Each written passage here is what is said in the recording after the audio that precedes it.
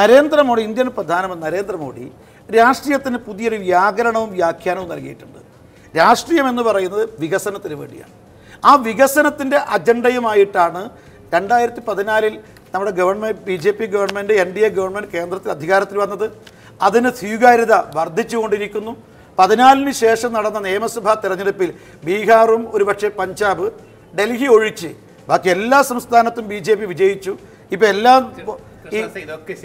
അതുകൊണ്ട് കേരളത്തിലും ഞാൻ ഒന്ന് പറയുന്നത് ഇത്രയേ ഉള്ളൂ.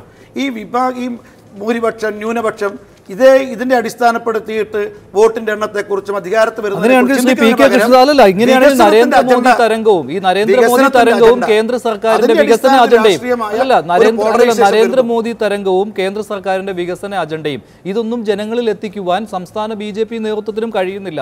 അവിടെയാണ് വിമർശനം അമിത്ഷായുടെ ഭാഗത്തു നിന്നും ഉണ്ടായത്. BJP നേതൃത്വത്തിന് പറഞ്ഞ കാര്യം ശരിയാണ്. പക്ഷെ പിയേഴ്സൺ പറഞ്ഞതിനകത്ത് കുറെ റിയാലിറ്റി ഉണ്ട്. എന്ന് വെച്ചാൽ കേരളത്തിന്റെ ഒരു പാസ്റ്റ് നോക്കുമ്പോഴത്തേക്ക് ആ ഒരു സുവർണമായ ഒരു കാലഘട്ടമാണ് കഴിയുന്നത്. ഇന്ന് കേരളം എവിടെ നിൽക്കുന്നു ഇന്ത്യയിലെ മറ്റ് സംസ്ഥാനങ്ങളെ അപേക്ഷിച്ച്? നിങ്ങൾ പറയുന്നുണ്ടല്ലോ ഗുജറാത്ത് വലിയ സംസ്ഥാനമാണെന്ന്. ഗുജറാത്തുമായിട്ട് കമ്പയർ ചെയ്യാൻ പറ്റുന്നില്ല. അപ്പുറത്തേക്കല്ലേ കേരളത്തിൻ്റെ വളർച്ച? രണ്ട് മുന്നണികൾ ഇവിടെ നിൽക്കുമ്പോൾ എന്തിന് BJPയെ ഞങ്ങൾ മലയാളികൾ വോട്ട് ചെയ്ത് ജയിപ്പിക്കണം എന്നൊരു ചോദ്യമല്ലേ മലയാളികളുടെ മുമ്പിലുള്ളത്? ആ ചോദ്യത്തിന് ഉത്തരം പറ. എന്തുകൊണ്ട് ഞങ്ങൾ നിങ്ങളെ ജയിപ്പിക്കണം? ഞാൻ പറയട്ടെ രണ്ട് മുന്നണികൾ, ഈ മുന്നണികൾ മാറി മാറി ഭരിച്ചിട്ട് ഇന്നിപ്പോ മുന്നണികൾ മാറി മാറി ഭരിച്ച് കുളമാക്കിയെടുത്ത് BJP അതാണ് ചർച്ച ചെയ്യപ്പെടേണ്ട വിഷയം. ഈ പോത്ത് രാഷ്ട്രീയവും അതുപോലെ ഒരു കാര്യം കൂടെ പറഞ്ഞാൽ ശരിക്കും ചർച്ച ചെയ്യാം. നിങ്ങൾ വികസനത്തിന്റെ കാര്യം പറയും. നരേന്ദ്രമോദി വികസനം കൊണ്ടിരുന്ന ആളാണ്. UPയിൽ വൻ ഭൂരിപക്ഷത്തോടെ വിജയിച്ചില്ലേ വികസനം കൊണ്ടിരുന്നത്? അതിനുശേഷം നിങ്ങൾ കൊണ്ടുവന്ന ഏറ്റവും വലിയ ഉത്തരവല്ലേ ഈ ഗോവധ ഉത്തരവ്? ഇതുകൊണ്ടാണ് നിങ്ങൾ വികസനം കൊണ്ടുവരാൻ പോകുന്നത്. ഇന്ത്യയിൽ എത്ര പട്ടിണി പാവങ്ങളെ തെരുവോരത്തിലേക്ക് വലിച്ചെറിയുന്ന തീരുമാനമാണ് ഈ ഗോവധ നിരോധനം. ഗോവധം കൊണ്ടിരുന്നത് കൊണ്ട് ഇത് പാവപ്പെട്ടവരല്ലേ ഇതിനകത്ത് നിൽക്കുന്നത്, വെറും പാവപ്പെട്ടവർ. അവൻ്റെ ഭക്ഷണം അതിൻ്റെ അകത്ത് കയറി പാറ്റയിടുകയല്ലേ? അതെന്ത് വികസനമാണ് കൊണ്ടിരുന്നത്? ഈ രണ്ട് ചോദ്യത്തിൽ നമ്മുടെ അദ്ദേഹം ഉന്നയിച്ച രണ്ട് ചോദ്യത്തിന് ഉത്തരം പറയാനുള്ള അവസരം ഉണ്ടാവണം. ഒന്ന്, ഞങ്ങളെ സംബന്ധിച്ച് ഇവിടെ നല്ല സ്പേസ് BJPക്ക് ഉണ്ട്. പുതിയൊരു മുന്നണിയെ കേരളം കാതോർക്കുകയാണ്. കാരണം ഞാൻ ചോദിക്കട്ടെ, കേരളം സ്വാഭാവികമായിട്ട് വികസനം ഒന്നും ഉണ്ടായില്ല എന്നൊന്നും ഞാൻ പറയില്ല. സ്വാഭാവികമായുള്ള വികസനമുണ്ട്. പക്ഷെ മറ്റ് സംസ്ഥാനത്തെ അപേക്ഷിക്കുമ്പോൾ ചില കാര്യങ്ങൾ മാത്രമാണ് അതും കേരളത്തിൽ നഷ്ടപ്പെട്ടുകൊണ്ടിരിക്കുക. ആരോഗ്യരംഗത്ത്, വിദ്യാഭ്യാസ രംഗത്ത് കേരളത്തിൽ ഉണ്ടായി എന്ന് പറയപ്പെടുന്ന ആ മുന്നേറ്റം കേരളം ലോക നിലവാരത്തിലാണ്. ഇന്ന് ആരോഗ്യ രംഗത്തുള്ള പകർച്ചവ്യാധി ഇല്ലാതായിപ്പോയ ഒരു കാലത്ത് നമുക്ക് ഇല്ല, അല്ലെങ്കിൽ ഒരിക്കലും ഇങ്ങോട്ട് വരില്ല എന്ന് പറയുന്ന പകർച്ചവ്യാധികൾ മുഴുവൻ തന്നെ കേരളത്തിലേക്ക് തിരിച്ചു വരിക. മാത്രമല്ല, ഇപ്പം ഞാൻ ചോദിക്കട്ടെ, വലിയ പ്രചണ്ഡമായ പ്രചരണമായി അധികാരത്തിൽ വന്നു LDF. ഞാൻ ചോദിക്കട്ടെ, ഒരു വർഷക്കാലത്തെ ഭരണം UDFിൻ്റെ തനി ആവർത്തനമായി അധപ്പതിച്ചു എന്നതിനപ്പുറത്ത് എന്ത് മാറ്റാണ് കേരളത്തിൽ ഒരു മൗലികമായ എന്ത് മാറ്റം ഉണ്ടായി? ഒറ്റ കാര്യം ചോദിച്ചോട്ടെ, ഡൽഹി നഗരത്തിലെ രാവിലെ കൊച്ചു ചെറുപ്പക്കാരായ സ്ത്രീകൾ കുഞ്ഞുങ്ങളെ കൊണ്ട് ധർമ്മം ചോദിക്കാൻ ഇറങ്ങുന്ന കാണാം. എത്രയോ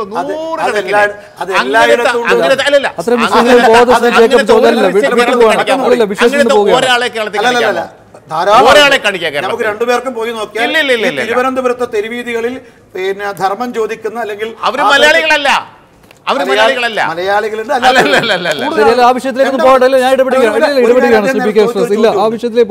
നമ്മുടെ ഈ ഏറ്റവും ഒടുവിൽ വന്ന ഈ ഉത്തരവിനെ സംബന്ധിച്ച് അങ്ങൊരു അറിയപ്പെടുന്ന പത്രമാധ്യമ പ്രവർത്തകനാണ്, കേരളത്തിൽ അറിയപ്പെടുന്ന ഒരു മാധ്യമ പ്രവർത്തകനാണ്. അങ്ങൊരിക്കലും ഇത് പറയാൻ സാധ്യമല്ല. എങ്ങനെയാണ് ഈ ഉത്തരവ് വന്നത്? ഗവൺമെന്റിന്റെ നയാണോ ഇത്? അല്ല, സുപ്രീം കോടതിയുടെ രണ്ട് സുപ്രധാനമായിട്ടുള്ള അടിസ്ഥാനത്തിലാണ് ഒരുപാട് ചർച്ച ചെയ്തതാണ്. അതുകൊണ്ടാണ്. പക്ഷേ ഒരു കാര്യം ഞാൻ ചോദിച്ചോട്ടെ, ഈ വിഷയത്തിൽ വകുപ്പ് കൈകാര്യം ചെയ്യുന്ന ഹർഷവർദ്ധൻ തിരുത്തൽ വരുത്താൻ കോടതിയുടെ ഉത്തരവനുസരിച്ചാണ്. ഇനി എന്തെങ്കിലും ആർക്കെങ്കിലും ആശങ്കയുണ്ട് തിരുത്തൽ വരുത്താൻ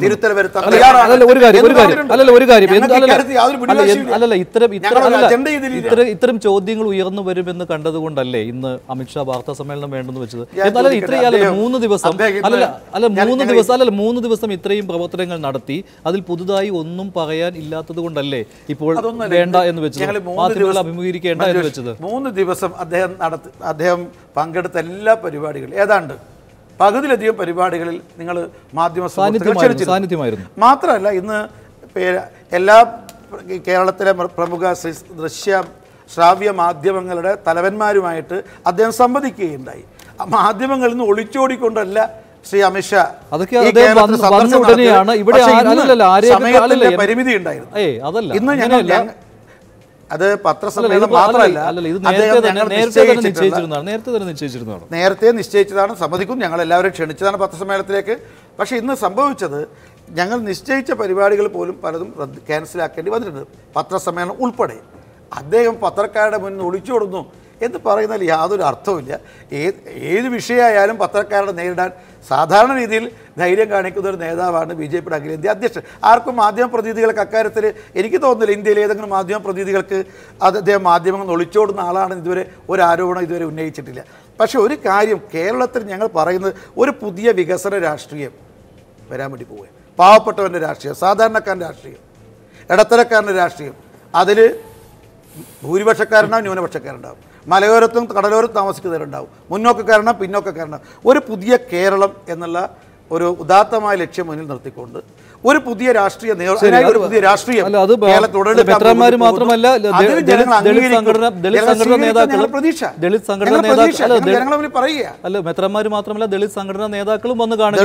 നേതാക്കന്മാരുണ്ട്, 8ഓളം മഠങ്ങളിലെ സന്യാസി വര്യന്മാർ കണ്ടിട്ടുണ്ട്, സാമൂഹ്യ രംഗത്ത്, സാംസ്കാരിക രംഗത്ത്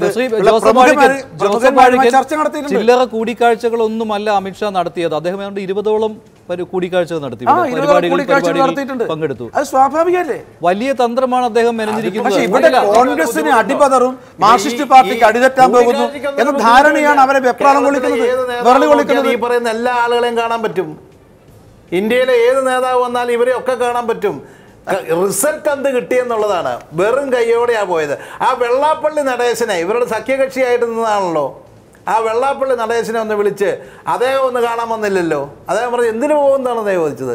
എന്തിനാണ് പോകുന്നത്, എന്ത് പ്രയോജനം എന്നാണ് വെള്ളാപ്പള്ളി നടേശൻ ചോദിച്ചത്. അതാണ് ഇവരുടെ അവസ്ഥ. അതുകൊണ്ടാണ് അദ്ദേഹം ഈ പത്രസമ്മേളനമൊക്കെ ഒഴിവാക്കിയത്. അദ്ദേഹത്തിന് പത്രസമ്മേളനത്തിൽ പുതിയതായി ഒന്നും കൊണ്ട് വെറും കൈയോടെ മടങ്ങിപ്പോകുന്ന മനുഷ്യൻ എന്താ പറയാനായിരിക്കുന്നത്. അതുകൊണ്ട് പത്രസമ്മേളനം നടത്തില്ല. ബീഫിൻ്റെ രാഷ്ട്രീയം, ഉത്തരേന്ത്യയിൽ വേറൊരു രാഷ്ട്രീയം പറയും, ഇവിടെ വന്ന് വേറൊരു രാഷ്ട്രീയം പറയും, പറയാൻ പറ്റത്തില്ല. അതുകൊണ്ട് വളരെ സൗകര്യപൂർവ്വം പുള്ളി അദ്ദേഹം ഇത് ഒഴിവാക്കിക്കൊണ്ട് പോയതാണ്. അതല്ലാതെ സമയക്കുറവ് കൊണ്ടൊന്നല്ല. 3 ദിവസം ഒരു സ്റ്റേറ്റിൽ പര്യടനം നടത്തിക്കഴിഞ്ഞാൽ സ്വാഭാവികമായും ഏത് രാഷ്ട്രീയ നേതാവാണെങ്കിലും അതിന് പോകുന്നതിന് മുമ്പ് മാധ്യമങ്ങളെ കാണും. മാധ്യമത്തിൻ്റെ മുതലാളിമാരെ കണ്ടിട്ട് കാര്യമില്ല. അത് കോർപ്പറേറ്റിൻ്റെ മാർക്കറ്റിങ്ങിൻ്റെ പണിക്ക് പോയതാ. അത് മാർക്കറ്റിങ്ങാണ്. നമ്മൾ നേരത്തെ പറഞ്ഞ CEO ഇവിടെ വരുമ്പം പലരെയും വന്ന് കണ്ടതാ, ആ രീതിയിൽ കണ്ടതാ. അതല്ലാതെ ഇതൊന്നും രാഷ്ട്രീയ പ്രവർത്തനമല്ല. നിങ്ങൾ എന്ത് വികസനത്തിൻ്റെ രാഷ്ട്രീയമാണ് പറയുന്നത്? UPA ഇന്ത്യയിൽ ആരംഭിച്ച, തുടക്കം കുറിച്ച, അതിനുള്ള വിത്ത് പാകിയ വികസനത്തിന് അപ്പുറത്ത് നരേന്ദ്രമോദി ഏത് വികസനം നടത്തിയെന്നാണ് പറയുന്നത്? ഞാൻ പറയുന്നു, അദ്ദേഹം നല്ല ഒറേറ്ററാണ്, നല്ല ആക്ടറാണ്, നല്ല കോർപ്പറേറ്റ് സംസ്കാരം. ജോസഫ് വാഴക്കൻ ഈ ആക്ടിങ്ങിലൂടെയും ഈ നറേഷനിലൂടെയും ഈ കോർപ്പറേറ്റ് വൽക്കരണത്തിലൂടെയും തന്നെയാണ് സമീപകാല തെരഞ്ഞെടുപ്പുകളിൽ കഴിയും. പക്ഷേ ശ്രീ ജോസഫ് വാഴക്കൻ സമീപകാല തെരഞ്ഞെടുപ്പുകളിൽ വിജയം വരിച്ചതും ഇതേ തന്ത്രങ്ങളിലൂടെ തന്നെയാണ്. ആ തന്ത്രം കേരളത്തിൽ വിലപ്പോകുമോ എന്നത് മാത്രമാണ് ചർച്ചാ വിഷയം. ശ്രീ NM പിയേഴ്സൺ, വില കുറച്ച് കാണേണ്ടതില്ലല്ലോ അമിത്ഷായുടെ തന്ത്രങ്ങളെ, പക്ഷേ കേരളത്തിൽ വിലപ്പോവില്ല എന്ന് മാത്രമേ താങ്കളെ പോലെയുള്ള രാഷ്ട്രീയ നിരീക്ഷകർ വിലയിരുത്തുന്നുള്ളൂ. അല്ല, കേരളത്തിൽ വിലപ്പോകുന്നില്ല എന്നല്ല ഞാൻ പറഞ്ഞത്. അദ്ദേഹം കേരളത്തെ അദ്ദേഹത്തിൻ്റെ രാഷ്ട്രീയ തന്ത്രത്തിനകത്ത് രൂപപ്പെടുത്തിയെടുക്കുന്നതിന് പരിശ്രമിക്കുമ്പോൾ അതിൽ അദ്ദേഹത്തിന് വിജയിക്കാൻ കഴിയുന്നില്ല എന്നാണ് നമ്മൾ മനസ്സിലാക്കേണ്ടത്. അതെന്തുകൊണ്ട് കഴിയുന്നില്ല എന്ന് ചോദിച്ചാൽ അതിനുള്ളൊരു ഉത്തരം, കേരളം കുറച്ച് പൊളിറ്റിക്കലി കോൺഷ്യൻസ് ആണ്. രാഷ്ട്രീയമായിട്ട് കുറച്ച് പ്രബുദ്ധത കേരളത്തിൽ ഇപ്പോഴും അവശേഷിക്കുന്നുണ്ട്. വളരെ സമ്പൽ സമൃദ്ധമായൊരു പ്രബുദ്ധത രാഷ്ട്രീയമായിട്ട് ഇപ്പോൾ കേരളത്തിനുണ്ടോ എന്ന് ചോദിച്ചാൽ ഇല്ലെന്നുള്ള അഭിപ്രായക്കാരാണ് ഞാൻ.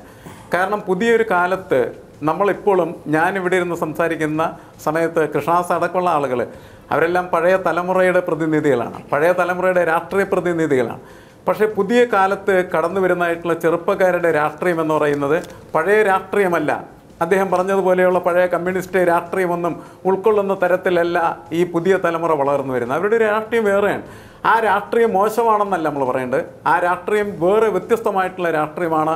അതിനെ ഉൾക്കൊള്ളാൻ പറ്റുന്ന തരത്തിലേക്ക് കേരളത്തിൽ ഒരു രാഷ്ട്രീയ കക്ഷിക്ക് വളർന്നു വരാൻ കഴിഞ്ഞാൽ, ബി ജെ പിക്ക് വളർന്നു വരാൻ കഴിഞ്ഞാൽ ബി ജെ പിക്ക് മുന്നേറ്റം ഉണ്ടാക്കാനായിട്ട് കഴിയും. പക്ഷേ ബി ജെ പി ഇതുവരെ മുന്നേറ്റം ഉണ്ടാക്കിയിട്ടില്ല. കാരണം എന്താണ്? അധികാര രാഷ്ട്രീയത്തെ സംബന്ധിച്ചിടത്തോളം കേരളത്തിൽ ഇപ്പോഴും ബി ജെ പി അപ്രസക്തമാണ് എന്നുള്ളതാണ്. അത് മൂന്നിനെ കൃഷ്ണദാസിനെ പോലുള്ള ആളുകൾ തീർച്ചയായിട്ടും തിരിച്ചറിയേണ്ടത് തന്നെയാണ്. മുൻകാലങ്ങളിലേക്കൊക്കെ വളരെ ഭേദപ്പെട്ടിട്ടുണ്ട്, വളർന്നിട്ടുണ്ട്. 15% അതിനേക്കാൾ കൂടുതലൊക്കെ തന്നെ രാഷ്ട്രീയമായിട്ട് കേരളത്തിൽ ഓരോ നിയമമണ്ഡലങ്ങളിലും നിങ്ങൾക്ക് ശേഷിയുണ്ട്. നിങ്ങൾ വളർന്നു കഴിഞ്ഞിരിക്കുകയാണ് ചെയ്യുന്നത്. പക്ഷേ നിങ്ങൾ നേരത്തെ പറഞ്ഞതുപോലെ ഈ 70+ എന്ന് പറയുന്നതിലേക്ക് എത്തിച്ചേരാനായിട്ട് അത്രയും എളുപ്പമല്ല. യു പിയിൽ നിന്നും കട്ടിമറിക്കാൻ പറ്റും, ആസാമിൽ നിന്നും കട്ടിമറിക്കാൻ പറ്റും, ഗോവയിൽ അട്ടിമറിക്കാൻ പറ്റും. പക്ഷേ കേരളത്തിൽ അങ്ങനെ അട്ടിമറിക്കാൻ പറ്റുന്നതല്ല കേരളത്തിൻ്റെ രാഷ്ട്രീയ കോൺഷ്യൻസ്. അതാണ് പ്രധാനപ്പെട്ട ചർച്ചാ വിഷയമാകേണ്ടത്. അങ്ങനെ കേരളത്തിന് ഒരു രാഷ്ട്രീയ പ്രബുദ്ധതയും രാഷ്ട്രീയ ബോധവും ഉണ്ടോ എന്നുള്ളതാണ് ഏറ്റവും പ്രധാനപ്പെട്ട. അതേസമയം തന്നെ പുതുതലമുറയിൽ പുത്തൻ തലമുറയിൽ മാറ്റം ഉണ്ടാകാനുള്ള സാധ്യതയും അദ്ദേഹം കാണുന്നുണ്ട്. അല്ല, ഒരു കാര്യം ഞാൻ പറയുന്നത്, കേരളത്തിലെ ജനങ്ങൾക്ക് രാഷ്ട്രീയ പ്രബുദ്ധത ഇല്ല എന്ന അഭിപ്രായമൊന്നും ബി ജെ പിക്ക് ഇല്ല. പക്ഷേ ഇന്ത്യയിലെ മറ്റു സംസ്ഥാനങ്ങളിലെ ജനങ്ങൾക്കൊന്നും രാഷ്ട്രീയ പ്രബുദ്ധത ഇല്ല എന്ന് പറയുന്നത് ശരിയല്ല. ബി ജെ പി ജയിച്ചത് കൊണ്ട് അവിടെ രാഷ്ട്രീയ പ്രബുദ്ധത ഇല്ലാത്ത ജനങ്ങൾക്ക് രാഷ്ട്രീയ പ്രബുദ്ധത ഇല്ലാത്തത് കൊണ്ടാണ് ഇന്ത്യയിലെ 70% ജനങ്ങൾ ജീവിക്കുന്ന സംസ്ഥാനങ്ങൾ ബി ജെ പി അധികാരത്തിൽ വന്നത് എന്ന് പറയുന്നത് ശരിയല്ല. അടിയന്തരാവസ്ഥയ്ക്ക് ശേഷം ശ്രീമതി ഗാന്ധിയുടെ അടിയന്തരാവസ്ഥ ഇല്ലാതാക്കിയത് മറ്റൊന്നും അല്ല. ഇനി എന്തുവാട്ടെ, ഞാൻ കേരളത്തിൽ ജനങ്ങൾക്ക് രാഷ്ട്രീയ പ്രബുദ്ധത ഇല്ല എന്ന് ഞാൻ പറയുന്നില്ല. ഒരു കാര്യം, നേരത്തെ ജോസഫ് വാഴക്കൻ ഒരു 2-3 പ്രാവശ്യമായിട്ട് പറയുന്നു, ഞങ്ങൾ മറ്റു സംസ്ഥാനങ്ങൾ ഞങ്ങൾക്ക് ഒരു പ്രത്യേക നയം, കേരളത്തിൽ പ്രത്യേക നയം. ഞാൻ ചോദിക്കട്ടെ, ഞങ്ങൾക്ക് ഇതിനെക്കുറിച്ച് എല്ലാ സ്ഥലത്തും, ഞങ്ങളുടെ അഖിലേന്ത്യാ പാർട്ടിയാണ് അക്ഷരാർത്ഥത്തിൽ, എല്ലാ അർത്ഥത്തിലും ഞങ്ങൾക്ക് എല്ലാ സംസ്ഥാനത്തും അതിനെ നയമുണ്ട്. ചില സംസ്ഥാനങ്ങൾ ഞങ്ങൾക്ക് അതിൻ്റേതായ ആ സംസ്ഥാനത്ത് തനിമയും ഞങ്ങൾ ഉൾക്കൊള്ളുന്നുണ്ട്. പക്ഷേ ഞാൻ ചോദിക്കട്ടെ, ഈ ജോസഫ് വാഴക്കൻ്റെ പാർട്ടി 21 സംസ്ഥാനത്ത് ഗോവധം നിരോധിച്ച പാർട്ടിയാണ്. എന്നാൽ കേരളത്തിൽ പറയാൻ പറ്റുമോ? എന്തുകൊണ്ടാണ് പറയാത്തത്? ഇന്ത്യയിൽ ഞങ്ങൾ ഒരു സംസ്ഥാനത്ത് നിരോധിച്ചുള്ളൂ, മഞ്ജുഷ്, ഒറ്റ സംസ്ഥാനത്ത്. ആദ്യമായിട്ട് ആരാണ് ഗോവധം നിരോധിക്കണം എന്ന് പറഞ്ഞ മഹാത്മജിയാണ്. ആരാണ്? പണ്ഡിറ്റ് ജവഹർലാൽ നെഹ്റു പ്രധാനമന്ത്രിയായ കാലത്താണ് ഇന്ത്യയിലെ മിക്ക സംസ്ഥാനങ്ങളിലും ഗോവധം നിരോധിച്ചത്. എന്താ ജോസഫ് വാഴക്കൻ എന്ന് പറയാത്തത്? ഈ മഹാത്മാഗാന്ധി ഗോവധം നിരോധിക്കണം എന്ന് പറഞ്ഞ മഹാത്മജിയുടെ പാർട്ടിയുടെ ആളുകളാണ് കണ്ണൂരിൽ പട്ടാപ്പകൽ ഒരു പശുവിനെ കൊന്ന് അതിനെ തൊലിയിരിച്ച് മാംസം പാചകം ചെയ്ത് വിതരണം ചെയ്തു. ഞാൻ ചോദിക്കട്ടെ, ജോസഫ് വാഴക്കൻ അത് തെറ്റാണ്. അല്ല, അത് ദേശീയ അടിസ്ഥാനത്തിൽ നിങ്ങൾ നടത്തുന്ന ഒരു പ്രചരണമാണ് പശുക്കുട്ടിയെ കൊന്നു എന്നുള്ളത്. അത് ഒന്നാന്തരം മൂരിക്കുട്ടിയാണ്, അത് പശുവല്ല. ഗോവധം എന്ന് പറഞ്ഞു കഴിഞ്ഞാൽ ഇന്നും ഞാൻ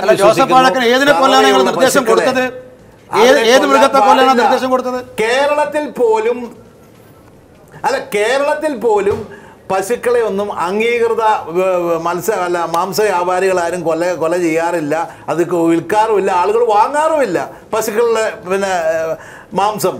അതുകൊണ്ട് ഇല്ലാത്ത കാര്യം നിങ്ങൾ ഉണ്ടെന്ന് പറയണ്ട. കാര്യം പലപ്പോഴും ഇല്ലാത്ത കാര്യങ്ങൾ ഉണ്ടെന്നും ചില ആളുകൾ ഇല്ലെന്നും പറഞ്ഞുകൊണ്ടുള്ള ചില ഏർപ്പാട് നടത്താറുണ്ട്.